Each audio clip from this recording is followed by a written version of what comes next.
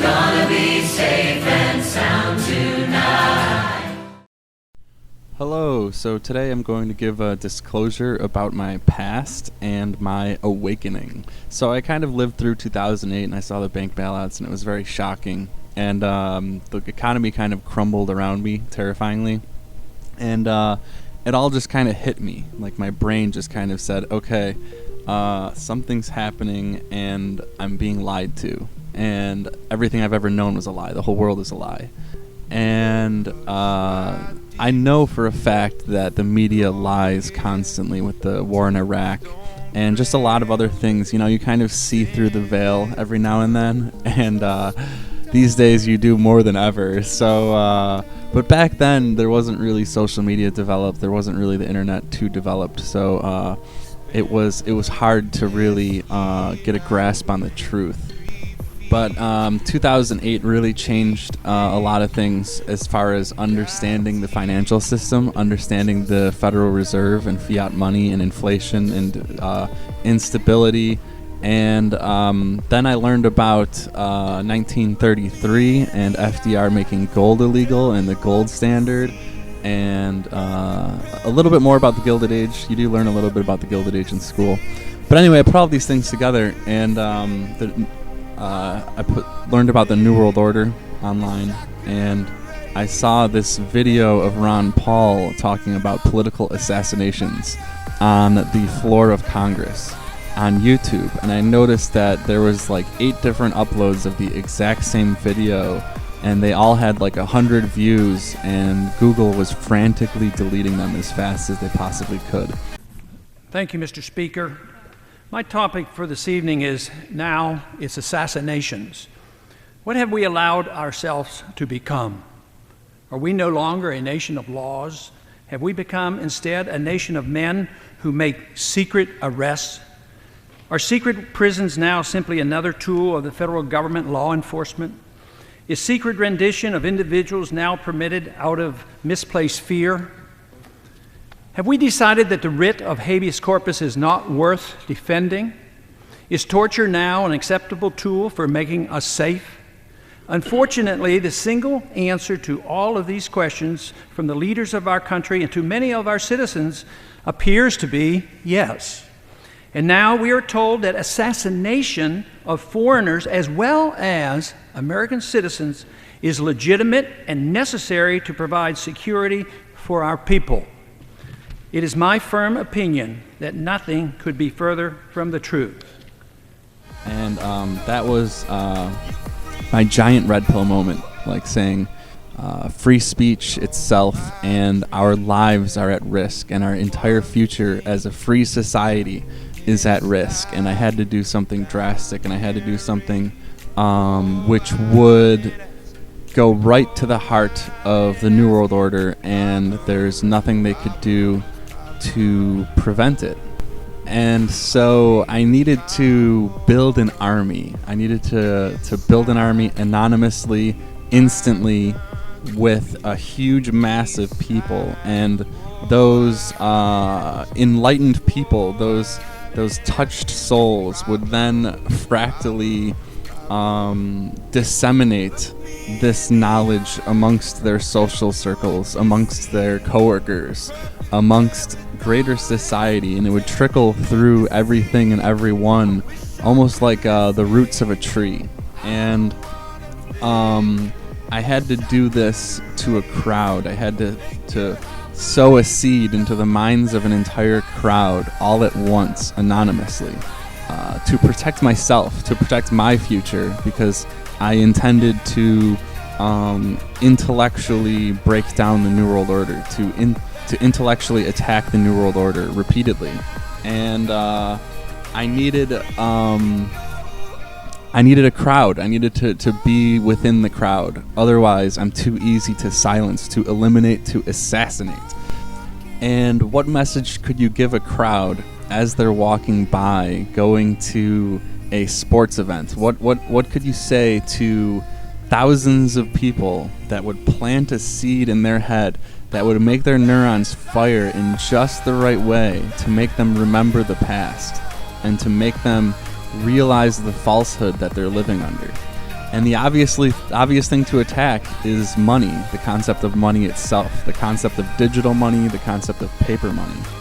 It's such a flimsy lie that all of modern society is founded upon, that all of modern society relies upon is fiat money. And so I went to the crowd and I just shouted into a megaphone that gold is money and silver is money. And if we all remember that gold and silver is money, then the entire system breaks down. And everything was the Socratic Method. Everything was just a series of questions. And I was pretty nervous, so I just kind of kept asking questions, kind of repeated them in a loop. And it was a really cold January day. And so no one really stopped to have a conversation with me. One person, I remember he said, "Oh man, where's the Bible guy?" So he must have been very familiar with the topics I was saying. And I think he realized the significance of the message and the significance of the moment. And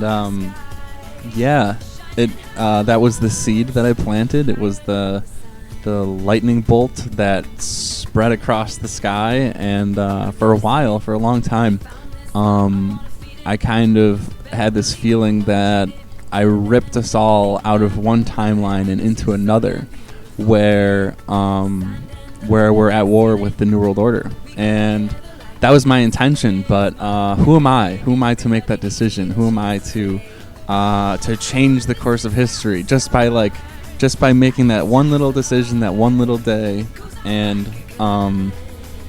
putting us all on a path of uncertainty, discomfort, right? But the alternative is just too frightening. The Ron Paul speech was such a terrifying wake-up call for me.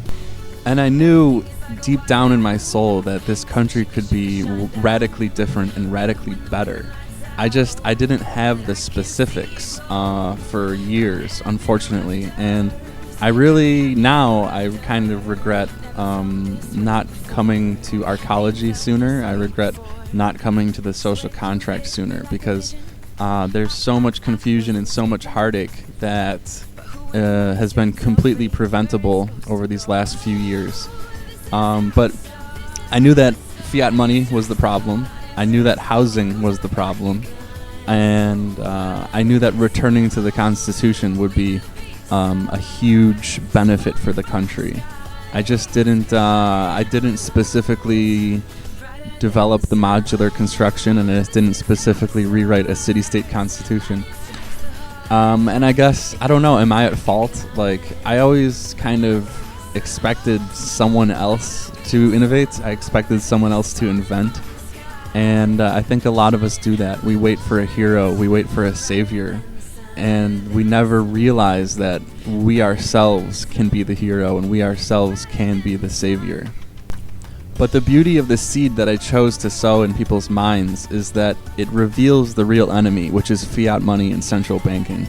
And once you realize that, you can figure out how economics really works and how macroeconomics really works. Because we've been lied to. The media has lied to us our entire lives about how that actually works and how it's supposed to work. And so once you know how it works, you can get yourself, 10 gold coins or 20 gold coins. And if 100,000 people get 20 gold coins, then those people, that collective, has just an immense amount of power. They have an immense amount of political, financial, economic power that cannot be taken from them. It is impossible to remove that power, to undermine that power. And then those 100,000 people, if they're given some directive, some vision, some plan, they can execute that plan with that financial power and completely change the world forever. And so by sowing this seed, by saying the words "gold is money" to an entire crowd of people, you can prepare them for a radical financial and physical revolution through construction, through building the future. And I just didn't have the other pieces in place. I really should have had the other pieces in place. And so here we are on the cusp of the 2020 presidential election, and the New World Order seems very weak, very damaged psychologically, because that's all it really is a psychological program in your mind. And we've all been programmed to think a certain way and act a certain way. But now we've reprogrammed ourselves and each other using the beauty that is the internet, that is social media. And I think we're ready to take the next step and really move into the actual construction of an actual new world. And I apologize for the delay on that 7 years of tribulations. I'm not perfect, right? I was kind of expecting a collective of intellectuals to kind of collaborate and build something beautiful. But that's okay, I stepped up to the plate eventually, right? So no harm, no foul, maybe. All of that worry and all of that uncertainty is water under the bridge at this point. It's in the past. The next step is to convert the gold coins into bonds and steel and skyscrapers and usher in a new age of affordability for everyone in the country and possibly everyone in the world. I think that would be a beautiful thing to do, and I think it should be our collective goal, because at this point, and especially after this next election, the New World Order will officially be dead and buried, and good riddance to all of it. I think even people who were thoroughly entrenched in the New World Order can really see the light at the end of the tunnel after watching my YouTube channel, seeing version 6 Arcology. And I don't see how you can still support the corrupt New World Order machine when you know the alternative, and when you can see the alternative and the numbers derived from the alternative. Unless, of course, you're near the top of that pyramid, then you might want to hold on to your power and your wealth for dear life. And the sad part is the New World Order and the corrupt people who made it possible, they may not lose all of their wealth. They'll lose a little bit, I'm sure, when the stock market crashes, when the housing market crashes. They might lose, 25%, 50%, even 75%, but they won't lose all of it, and that's a damn shame, really.